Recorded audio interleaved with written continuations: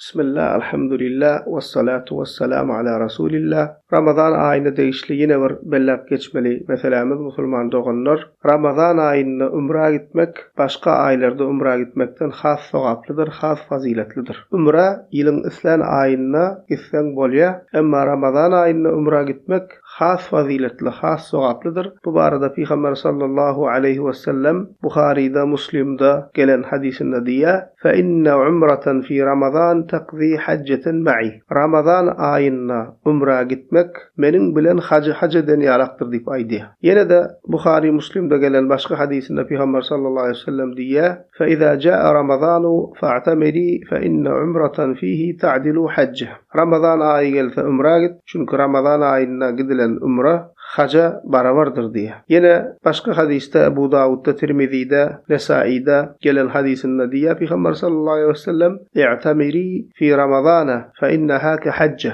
Ramazan ayına umra git, çünkü ol hac ýalakdyr diýär. Demek musulman doganlar, sowap taýdan Ramazan ayına umra gitmek haca barabardır diýip Peygamber sallallahu aleyhi ve sellem bize habar berýär we Ramazan ayına bizi umra gitmäge çagyrýar. Elbetde Ramazan ayına umra gitmek hacın yerini tutmaýar, iki zady bulaşdyrmaly däl. Hac aýry, emma sowap taýdan näme şoňa deňdir, şoňa barabardyr diýär, ýa-da men bilen hac eden ýalakdyr diýip Peygamber sallallahu aleyhi ve sellem aýdýar. O şu ýerde bellap geçmeli käbir musulman doganlarymyz bar, ýagdaý bolsa da umra gitmeýär. Ýagdaý bolan musulman doganlarymyz umra gitmeli. Dünýä iki gezek gelmeýär, bir gezek gelýär. Bu elimizden geldiğince musulman doganlar näçe edip bilsek, şonça köp haýır, sowap, salih amal etmeli. Şu elimizde pursatymyz bar bolsa, mümkinçiligimiz bar bolsa, saglygymyz, malymyz, mülkümüz bar bolsa, ertir bolman biler. Ýa-da gitmäge ýagdaýyň bolsa, wagtyň bolman biler. Wagtyň bolsa, malyň bolsa, saglygyň bolman biler. Şonuň üçin musulman doganlar